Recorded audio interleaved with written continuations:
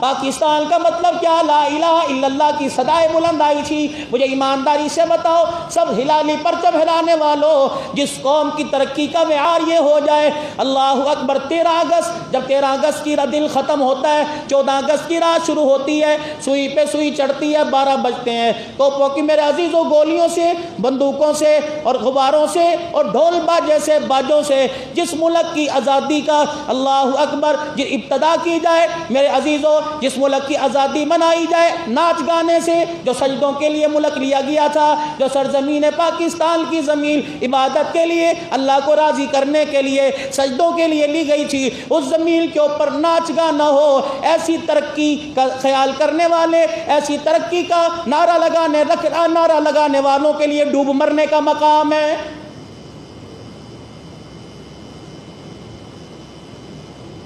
یوم آزادی کی تقریب پر جب نوجوان ون ویلنگ کرتے ہوں گے، سلنسر نکال کر گھوگھو لے کے چلتے ہوں گے، اس زمین کے اندر دفن ہونے والے 6 لاکھ مسلمان جنہیں جنازے نہ ملے، جنہیں غسل نہ ملا، جنہیں کفن نہ ملا، اور لوگوں جن کے وارثوں کو پتہ کوئی نہیں، اللہ اکبر۔ ایک آدمی اپنی داستان سناتا ہے، کہنے لگا میں جلندھر سے چلا، اللہ غنی 5 بہنوں کو لے کے چلا، جب پاکستان کی سرزمین پر آیا مجھے نہیں پتا میری بہنیں کن سکھوں کے نکاح میں اور کن ہندوؤں کے گھروں کے اندر جا چلی گئی۔ آج تک او لوگوں مجھے پیسہ تو ملا، امریکہ کا ڈالر، انگلینڈ کا پاؤنڈ تو ملا، لیکن آج تک مجھے 5 بہنوں کا پتہ نہیں چل سکا۔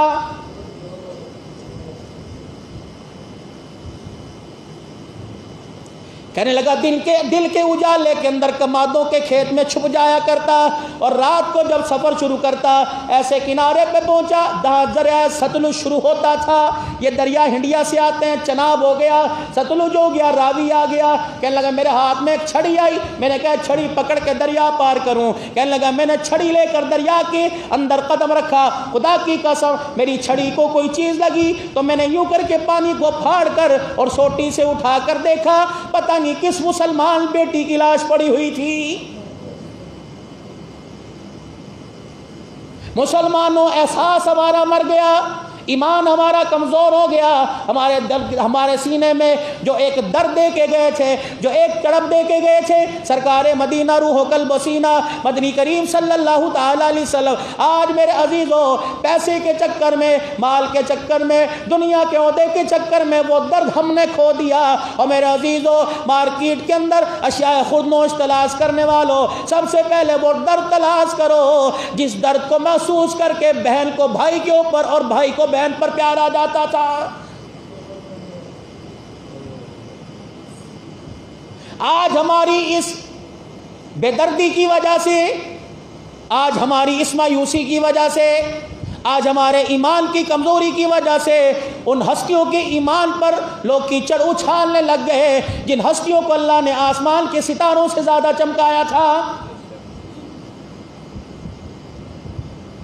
پاکستان کے اندر پلنے والا، پاکستان کے اندر ایک عورت کی ماں کی ایک عورت کی گود میں آنکھ کھولنے والا، اسے پتہ نہیں میرا باپ حلال کماتا ہے، اسے پتہ نہیں میرا باپ حرام کماتا ہے، اسے پتہ نہیں جو تن پہ کپڑا، جو سر پہ ٹوپی میں نے حلال کے پیسوں کی پہن رکھی ہے یا حرام کے پیسوں کی پہن رکھی ہے، آج وہ اتنا دلیر ہو گیا کہ ابو بکر اور عمر عثمان و علی کے ایمان پر شک کرنے لگا ہے۔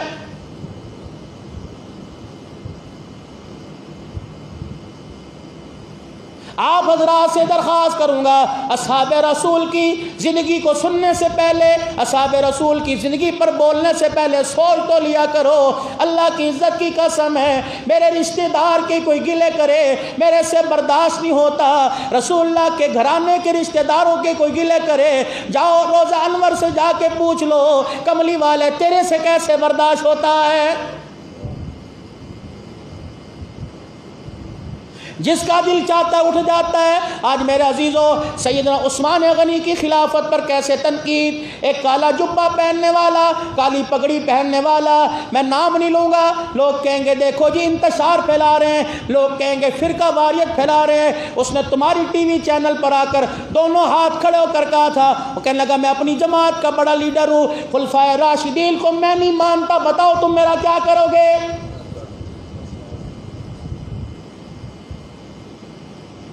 یہ وہ خلفائے راشدین ہیں جن کے بارے میں مدنی کریم صلی اللہ تعالی علیہ وسلم نے ارشاد فرمایا علیکم بسنتی و سنتی خلفاء راشدین المہدیین. او لوگو میرے بعد ابو بکر ممبر پہ آئے گا, میرے بعد عمر ممبر پہ آئے گا, میرے بعد میرا عثمان ممبر پہ آئے گا, میرے بعد میرا علی ممبر پر آئے گا. او لوگو ان کی بات ایسے ماننا جیسے میں محمد الرسول اللہ کی بات مانتے ہو.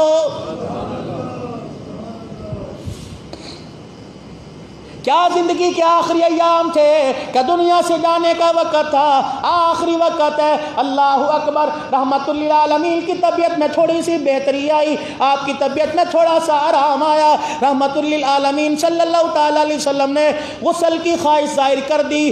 7 مشکیزیں غسل کے لیے پانی کے لیے بھروا کے لائے گئے. اللہ کے پیغمبر کو کہاں بٹھا کے غسل دیا جائے؟ او لوگوں, سیدہ عائشہ کا حجرہ جو قیامت کی صبح تک جنت کا ٹکڑا بنا دیا گیا, امیروں غریبوں رئیسوں, اللہ اکبر, امریکن ٹائلیں لگانے والوں, ایرانی ٹائلیں اپنے باتھ روموں میں لگانے والوں, سجانے والوں, اپنے باتھ روم میں پنکھے سی لگانے والوں, امام الانبیاء صلی اللہ تعالی علیہ وسلم کی زندگی کے 5 دن رہ گئے. حضور علیہ السلام نے غسل کی خواہش ظاہر کی. حضرت عباس نے 7 مشکیزیں پانی کے منگوا لیے, لیکن غسل کہاں دیا جائے؟ اما عائشہ رونے لگ گئی, فرمایا دنیا پر لڑنے والوں اور مال پر لڑنے والوں, اللہ اکبر, عبد الحنان ممبر پر بیٹھ کے کہہ دینا جب تمہارے نبی کو زندگی کا آخری غسل دیا گیا, اللہ کی عزت کی قسم تمہارے نبی کے گھر کے اندر نہلانے والا برتن بھی کوئی نہیں تھا.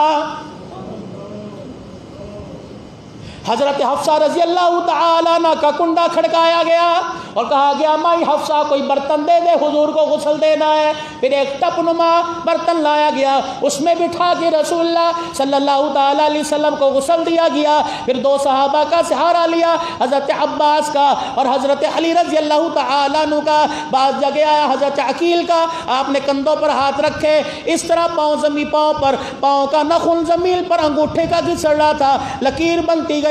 ممبر پر جا کے بیٹھ گئے. اللہ اکبر, صحابہ سمجھ گئے آج کے بعد یہ چمکتا چہرہ نظر نہیں آئے گا. آپ جی بھر بھر کے دیکھ لو, خدا پاک کی قسم صحابہ ٹکٹکی باندھ کر رسول اللہ کا چہرہ دیکھ رہے تھے. فرمایا او لوگوں, ایک سبق بتلا کر امت کو سمجھا کے جا رہا ہوں. آج میری آنے کی ہمت نہیں, ملاقات تو حجۃ الوداع کے موقع پر ہو گئی تھی, آخری خطبہ تو دے دیا تھا.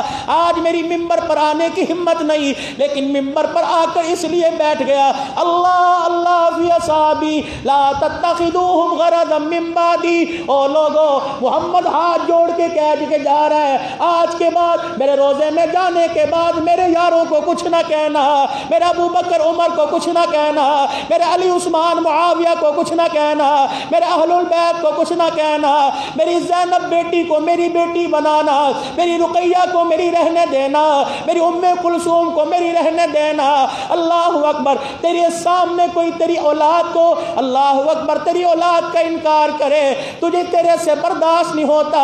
فرشتے روزے میں خبر پہنچائیں گے پاکستان کے مسلمان جھگڑ رہے ہیں, نبی کی صرف ایک بیٹی فاطمہ, رقیہ بیٹی کوئی نہیں, ام کلثوم بیٹی کوئی نہیں, حضرت زینب بیٹی کوئی نہیں. اللہ اکبر, اللہ کا نبی رو رو کے کہہ رہے او ظالمو, کیا تمہیں میرے خون پر شک ہے؟ او ظالمو, کیا میری بیٹیوں کے حلالی ہونے پہ شک ہے؟ تمہیں سمجھ نہیں آتی, مجھے میری عزت کی قسم ہے. اللہ اکبر, تمہارے پر کوئی جھوٹا مقدمہ آ جائے, تم دنیا کی عدالتیں تلاش کرتے ہو, یہ نہ ہو اگر میری آنکھ میں رونا آ گیا تمہارا نام لے کر میں اللہ کے دربار میں اللہ کی عدالت میں کھڑا ہو گیا, اللہ کی عزت کی قسم تمہیں کوئی بچانے والا نہیں ہوگا. پوری دنیا کے اندر بحث شروع ہوئی, مناظرے ہو رہے ہیں. وہ کہہ رہے ہم نبی کی 3 بیٹیاں تو رد کر کے دکھائیں گے, وہ کہہ رہے ہم نبی کی 4 بیٹیاں ثابت کر کے دکھائیں گے. چلی گئی قبروں میں, نہ تم ان کے نکاح میں موجود تھے, نہ تم ان کی شادیوں میں موجود تھے, نہ تم ان کے رشتوں میں موجود تھے, تم نے انہیں دیکھا کوئی نہیں. اللہ اکبر, جب تم نے نبی کی بیٹیوں کا لوگوں نے انکار کرنا شروع کیا, آسمان کا سورج پکار اٹھا, اے ظالمو, ان کے کردار پر, ان کی ذات پر انگلی نہ اٹھاؤ, یہ تو وہ عورتیں ہیں جب اپنے گھر کے آنگن میں اپنے گھر سے باہر نکلا کرتی تھی, اپنے کمرے سے, اپنے باورچی خانے سے جب آسمان کے تلے آیا کرتی تھی, آسمان کا سورج بھی ان کے چہروں کو دیکھ کر شرما کے آسمان میں چھپ جایا کرتا تھا۔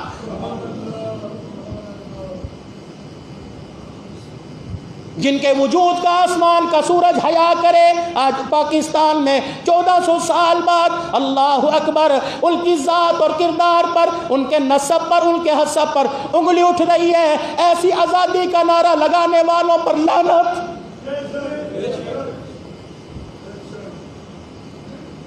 تمہارا قانون کب کام آئے گا؟ تمہاری حکومت کب کام آئے گی؟ تمہارا اقتدار کب کام آئے گا؟ سپریم کورٹ کے چیف جسٹس صاحب، خدا را کوئی نوٹس لیجئے، آج لوگوں نے نبی کے گھر پر حملہ کر دیا۔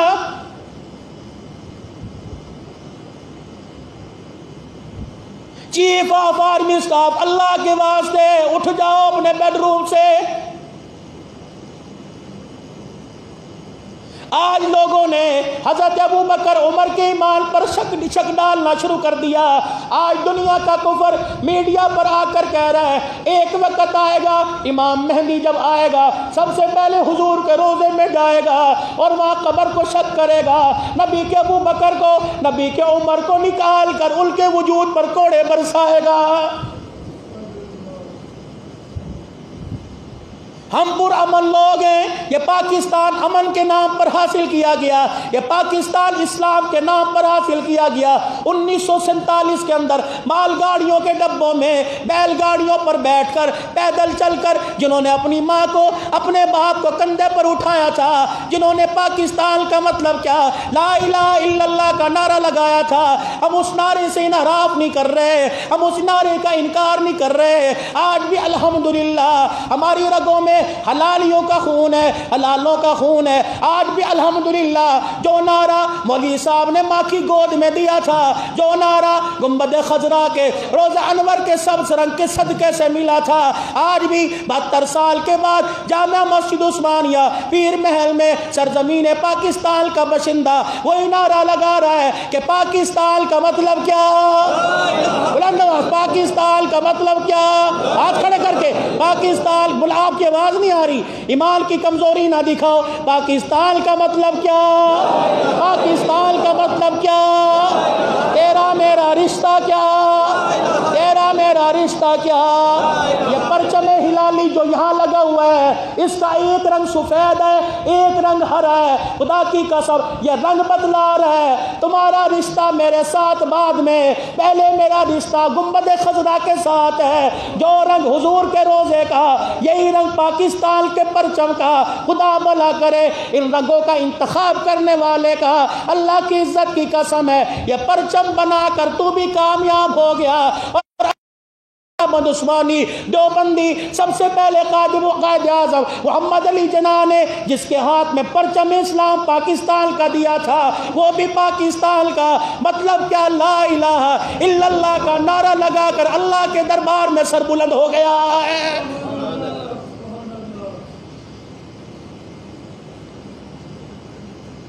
مت مذاق بنو اپنے ایمان کا۔ ابھی محرم الحرام کا مہینہ شروع ہوگا، جو کوئی کرتا ہے کرنے دو، ٹھیک ہے، ان کی عبادت ہے، وہ کریں سو کریں، لیکن خبردار ان کے بہکاوے میں آ کر رسول اللہ کے جانشین کی طرف انگلی نہ اٹھانا، ورنہ خدا کی قسم ہے قبر میں وجود جاوے کیا پتا تیری انگلی سلامت نہ رہے۔ سیدہ رقیہ رضی اللہ تعالیٰ عنہ، حضرت عثمان غنی کی گھر والی، رسول اللہ کی صاحبزادی، ان کا انتقال ہوا۔ حضرت عمر رسول پاک صلی اللہ تعالیٰ علیہ وسلم کی خدمت میں آ گئے، چہرہ اترا ہوا، غصے کے اظہار جلالی تھا عمر۔ حضرت عمر رضی اللہ عنہ غصے میں آ گئے، رحمت للعالمین نے فرمایا عمر آج تیرا مزاج بدلا بدلا لگتا ہے۔ کہنے لگے جی ہاں، کیا ہوا؟ کہ سیدہ رقیہ کا آپ کی بیٹی کا انتقال ہوا، میں سمجھا عثمان اکیلا رہ گیا، میں اپنی بیٹی حفصہ کا نکاح کا پیغام خود لے کے گیا۔ مجھے ایسا باپ بتاؤ. آج دنیا کہتی ہے میں اس کے دروازے پہ بیٹی کا پیغام لے کے جاؤں, لوگ کیا کہیں گے؟ تیری عزت تیری غیرت کیا عمر سے زیادہ ہے؟ فرمایا بیٹی جوان ہو جائے. اللہ اکبر. جیسے بازار میں اعلیٰ چیز تلاش کرتا ہے, کھری چیز تلاش کرتا ہے, اپنی بیٹیوں کو ایسے قلعے سے نہ آباد جہاں تیری بیٹیاں بن کر ساری زندگی روتی رہیں. اپنی بچیوں کا بھی ایسا انتخاب کر کہ تیری بچی اچھے سسرال میں جا کر ہاتھ اٹھائے, پروردگار عالم تیری میری نجات کا ذریعہ بنا دے.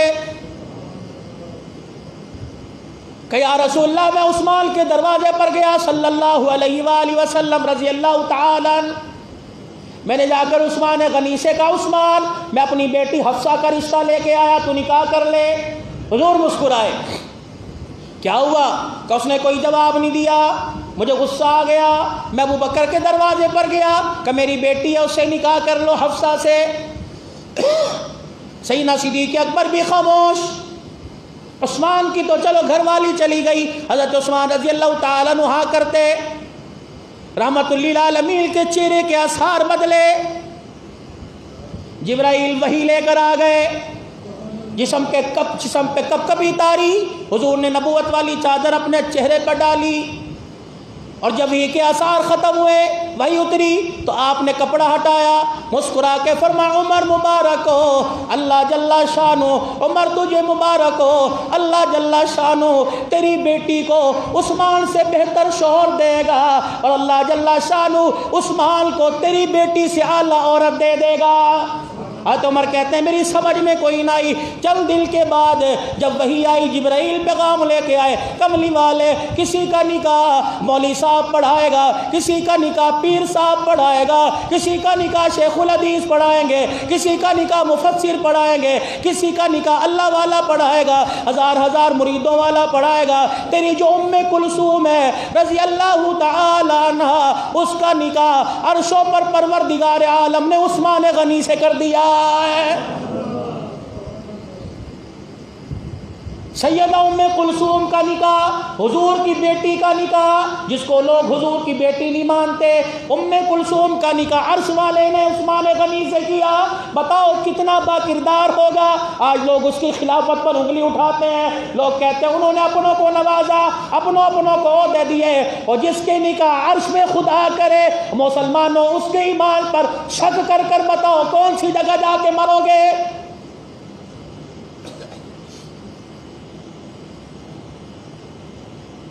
ابو موسیٰ اشعری رضی اللہ تعالیٰ عنہ کہتے ہیں رحمت للعالمین ایک انصاری کے باغ میں آرام کر رہے تھے.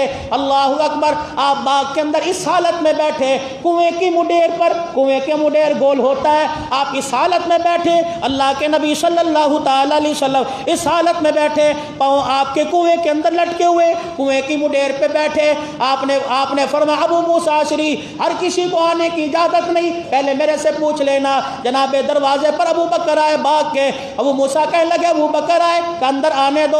بلایا, اپنے دانی طرف بٹھا لیا. اتنے میں حضرت عمر آئے کہ آنے دو, ان کو اپنی بائیں طرف بٹھا لیا. حضرت عثمان غنی آئے, آپ نے دیکھا دائیں ابو بکر بیٹھا ہے, بائیں حضرت عمر بیٹھے ہیں. آپ نے عثمان غنی کو اپنے سامنے بٹھا لیا. مسکرانے لگ گئے. ابو موسیٰ اشعری کہنے لگے میری بات سمجھ میں آ گئی. حضور نے فرمایا جیسے آج بیٹھے ہیں قبر میں بھی ایسے جائیں گے.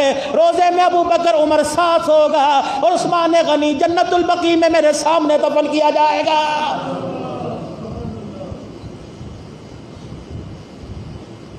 ایسا مجھے دنیا میں سسر دکھاؤ, اور ایسے اعزاز والا داماد دکھاؤ جس کا ہاتھ پکڑ کر ممبر پر لے آئے. سیدہ اللہ اکبر ام کلثوم کی وفات کے بعد جس کا ہاتھ پکڑ کے ممبر پہ لے آئے, فرمایا او لوگو یہ میرا عثمان ہے.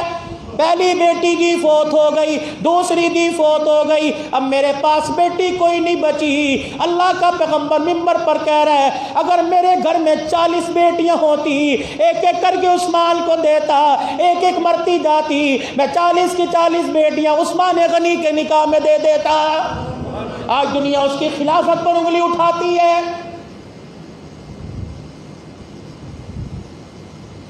ابو بکر و عمر رضی اللہ تعالیٰ عنہ کی زندگی, ان کو شیخین کہتے ہیں. حضرت عثمان حضرت علی کو صاحبین کہتے ہیں.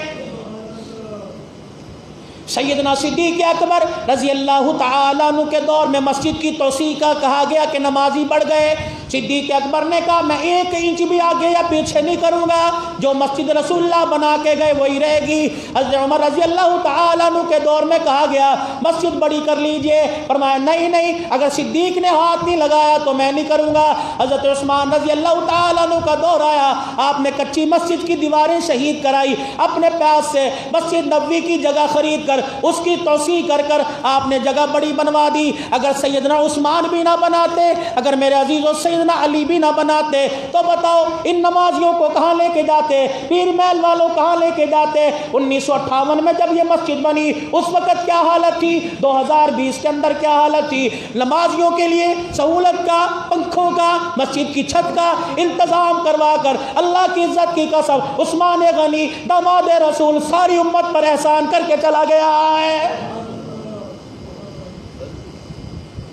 حضور علیہ السلام کے دور میں محراب نہیں تھا,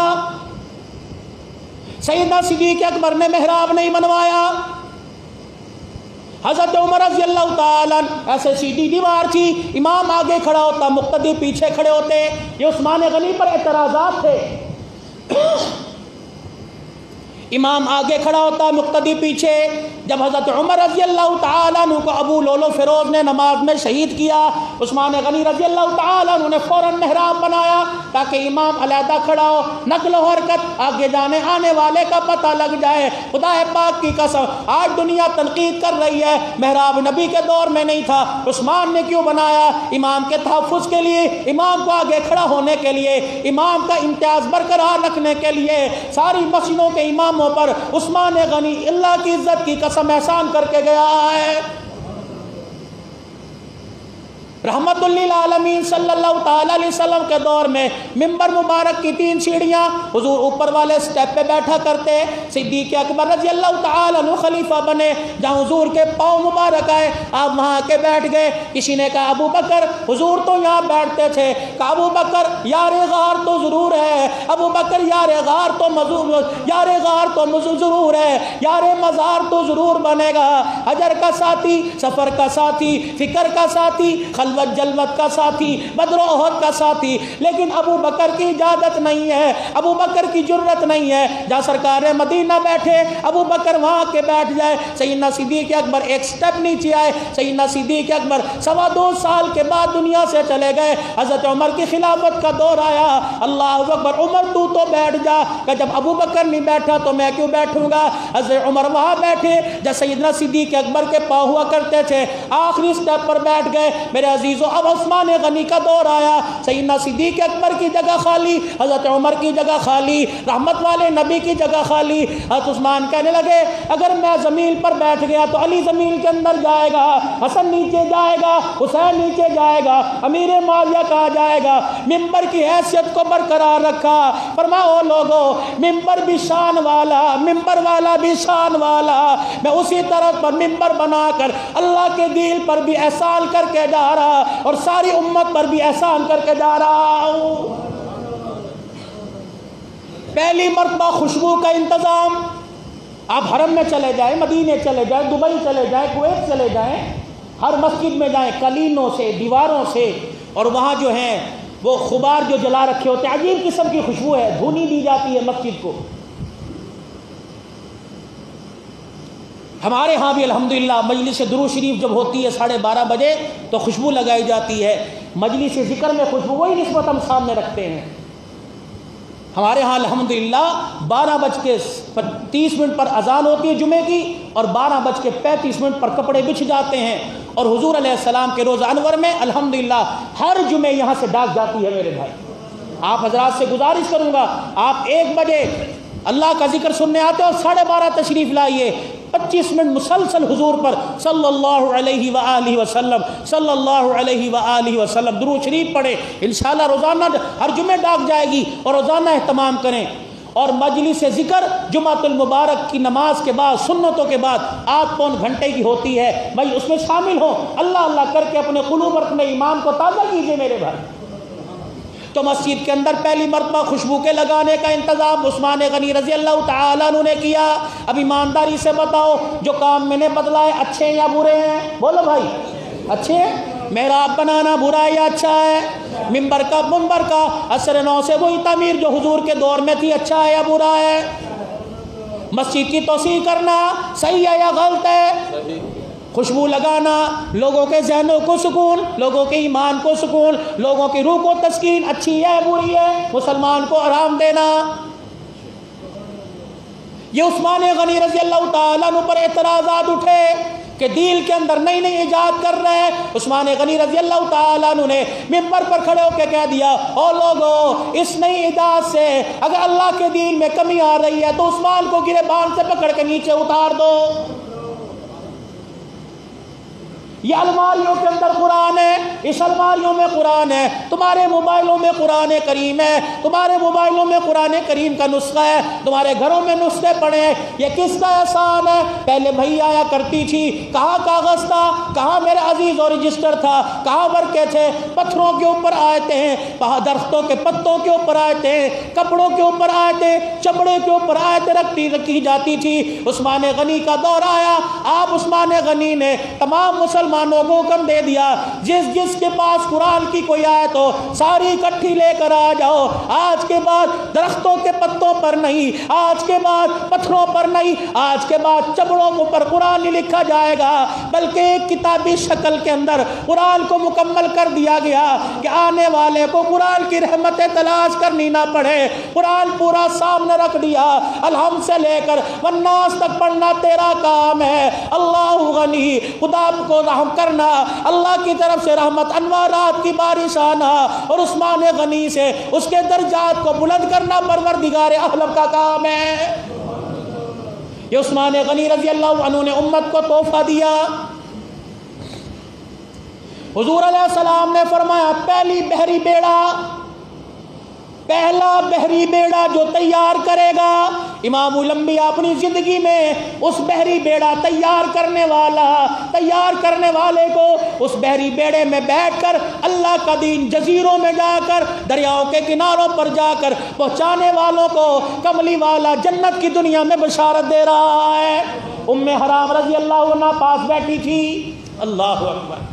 حضور نے فرمایا پہلی بیڑا لشکر تیار کرنے والا، اس میں شامل ہونے والا، سب کو نبوت والی زبان سے جنتی ہونے کی بشارت۔ ام حرام بیٹھی تھی، رونے لگ گئی۔ حضور نے فرمایا کیوں روئی؟ کہ کملی والے میرے لیے بھی جنت کی بشارت دے دو۔ عورت ہے، چرخہ نہیں کاٹنا، دریا نہیں بنانی، زار بندی بنانے، کہنے لگی میں بھی جہاد میں جاؤں گی، کشتیوں میں بیٹھ کر، بحری جہازوں میں بیٹھ کر اللہ کا دین دریاؤں میں دریا سے پار افریقہ کے جنگلوں تک، جزیروں تک، بحر عرب تک، دور دراز جا کے اللہ کا دین میں بھی سناؤں گی۔ حضور نے ہاتھ اٹھا دیے، یا اللہ ام حرام کو قبول فرما، اور جو اس کے اندر شہید ہوگا اللہ ان شہداء میں ام حرام کا نام بھی قبول فرما لے۔ حضرت امیر معاویہ رضی اللہ تعالی کاتب وحی، قرآن عثمان نے جمع کیا۔ قرآن کریم کی جب آیت آیا کرتی، حضور امیر معاویہ کو بلاتے، فرماتے امیر معاویہ ابھی اللہ کا پیغام لکھ آیا ہے، اللہ غنی، اس کو لکھنا تیرا کام ہے، نبوت والی زبان سے سنا دینا میرا کام ہے۔ 6 مہینے کی محنت کے بعد پہلی بحری بیڑا تیار ہوا۔ 6 مہینے جنگلوں سے لکڑیاں کاٹی گئی، اکٹھی کی گئی، امیر معاویہ رضی اللہ عنہ کے ذمہ کام سونپا گیا، پہلی بیڑا تیار ہوا۔ امیر معاویہ کی اللہ اکبر سالاری کے اندر امیر معاویہ کے ساتھ لشکر بھیجا گیا۔ ام حرام بھی تھی، دریاؤں میں جا کر، صحراؤں میں جا کر، دریاؤں کے کناروں میں جا کر اس بحری بیڑے میں بیٹھ کر سمندر کی مچھلیوں کو قرآن سنا کر خدا پاک کی قسم اللہ کا دین بلند کیا۔ آج بھی میرے عزیزوں، یہ سروں پر بستر اٹھانے والے، اپنا مال اپنی جان لگانے والے افریقہ کے جنگلوں میں، ویسٹ انڈیز میں، پاکستان سے نکلتے ہیں، رائیگڑھ سے نکلتے ہیں، پوری دنیا کے اندر جا کر اللہ کا پیغام سناتے ہیں۔ جب یہ دروازے پر جا کے کہتے ہوں گے بھائی ہم ڈالر کمانے نہیں آئے، ہم اللہ کے دین کی نسبت سے آئے، اللہ کی عزت کی قسم ہے، ان کا جملہ سن کر کملی والے کا جی کتنا ٹھنڈا ہوتا ہوگا۔ آپ بھی نکلو گے اللہ کے راستے میں، سارے ہاتھ کھڑے کر کے نکلو گے نا اللہ کے راستے میں، مہینہ چلہ 4 مہینے 3 دن جتنی بھی اللہ توفیق دے، جب تک نہیں نکلتے. عشاء کی نماز کے بعد ہماری مسجد میں تعلیم ہوتی ہے صحابہ کی زندگی, حضور علیہ السلام کی زندگی, اصحاب رسول, ازواج رسول, بنات رسول کی زندگی پر مبنی واقعات عشاء کی نماز کے بعد تھوڑی دیر کے لیے ہر مسجد کے اندر پڑھے جاتے ہیں. یہ کوئی ایک مختلف جماعت نہیں ہے, یہ وہ جماعت ہے جس جماعت سے کملی والا عرفات اور منا کے میدان میں وعدہ لے کے گیا تھا. یہ اسی کی نسل, اسی کے کام والے چلے آ رہے ہیں. اللہ اس کام کو بھی سلامت رکھے اور کام والوں کو بھی اللہ سلامت رکھے. تو صحابہ کچھ شہید ہوئے اس بیری بڑے لشکر میں, لڑائی ہوئی, شہید ہوئے. ام حرام رضی اللہ تعالیٰ عنہ بچ گئی. امیر معاویہ پوچھ رہا ہے کیوں رو رہی ہے؟ کہ حضور نے تو مجھے شہادت اور جنتی ہونے کی بشارت دی تھی, کامیابی ہو گئی. پہلی بیری بڑا لشکر کامیاب ہو کے واپس آ رہا ہے, مجھے شہادت نہیں ملی. امیر معاویہ کی آنکھیں برسنے لگ گئی, صحابہ رونے لگ گئے. ام حرام فکر نہ کر, رسول اللہ کی زبان سے جو نکل گیا اللہ نبی کا وعدہ سچ کر کے دکھائے گا. اگر انہوں نے شہادت کا کہہ دیا تجھے گھر جانے سے پہلے اللہ شہادت کا رتبہ ضرور دے گا. بحری بیڑا دریا کے سمندر کے کنارے اتر لگا. ام حرام اترنے لگی, آپ کا پاؤں مڑا, گری. وہی ام حرام رضی اللہ تعالیٰ عنہ شہید ہو گئی. اللہ پاک نے اس موقع پر جناب محمد الرسول اللہ کی بات کو سچ کر کے دکھا دیا. او لوگو, نبی کی ذات بھی سچی, نبی کی بات بھی سچی. شہادت رہ گئی انشاءاللہ اگلے جمعے سیدنا مظلوم مدینہ عثمان غنی کی شہادت سناؤں گا. لیکن یہاں یقین کر کے اس بات کا اطمینان کر کے یہاں سے اٹھ کے جانا, اللہ کے نبی کی بات بھی سچی, اللہ کے نبی کی ذات بھی, بولو بولو, اللہ کے نبی کی ذات بھی, اللہ کے نبی کی بات بھی سچی. ہمارا ختم نبوت پر بھی عقیدہ, کہہ دو ختم نبوت زندہ باد, خلافت راشدہ زندہ باد, بنات رسول زندہ باد, اصحاب رسول زندہ باد, آل رسول زندہ باد, شہداء اسلام زندہ باد. شہداء, کیوں آواز ہلکی ہو گئی یار, گلا میرا سوکھ رہا ہے, آواز آپ کی کم ہو رہی ہے. کہہ دو شہداء کربلا اور مملکت پاکستان. پھر ذرا نعرہ بلند کرو, پاکستان کا مطلب کیا؟ دونوں ہاتھ کھڑے کر کے, پاکستان کا مطلب کیا؟ تیرا میرا رشتہ کیا؟ پاکستان کا مطلب کیا؟ محمد الرسول اللہ صلی اللہ تعالی علیہ وسلم. وآخر دعوانا الحمدللہ رب العالمین.